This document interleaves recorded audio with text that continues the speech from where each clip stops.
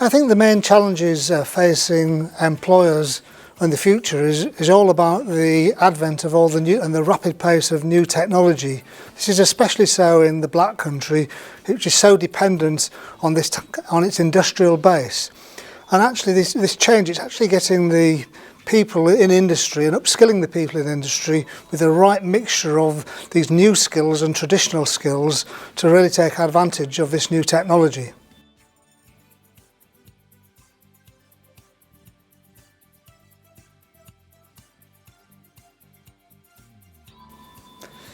So to prepare to have people prepared for the world of work, schools and colleges really need to look at skills from two aspects.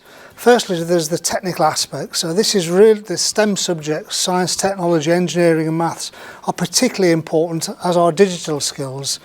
But equally as important are some of the, what I'd call the softer employability skills, things like communication, able to work in teams, because this is really facing the world of work in the future. This type of soft skill is becoming more and more important.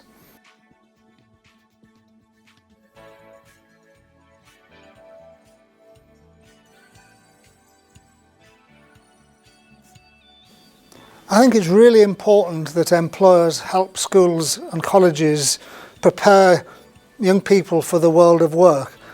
And really the way they can do that is by getting involved in schools, and sometimes with the pupils, sometimes with the teachers and the careers teachers, to really show them what their business is like, what skills they need. Because often even teachers and careers teachers aren't aware how quickly the world of work is changing around them.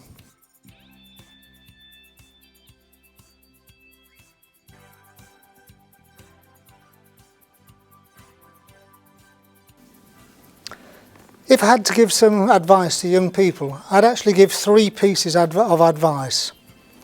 So firstly is use your time at school or college wisely. I've seen in my career a number of people who've openly admitted they didn't really make the best of their opportunities and have had to try and catch up with their qualifications later. And it's actually very, very hard to work and study at the same time. So firstly, use your time at school and college wisely. The second thing I would say is really try and think about what it is that you like to do. There's probably nothing worse in life than to have to do a job that you don't enjoy. So to do that, go out and meet as many employers and talk to as many employers as you can, and really find out what jobs that company offer. Often it's more than what might be obvious to you. Go and ask them.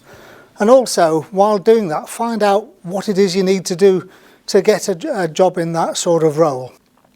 And the third piece of advice I would give to a young person is understand what makes you special for an employer. Employers don't just look at qualifications, they want to look at you as a person. So sometimes the things that you don't find important that make you you are things that employers are interested in. So sometimes if you're in the Scouts or the Cadets, or you go to football coaching, or you do sports or something, please always make sure that when you're interviewing, the employer knows about what you do out of school, because those are some of the soft skills and examples of some of the soft skills that we've talked about that are so important to employers.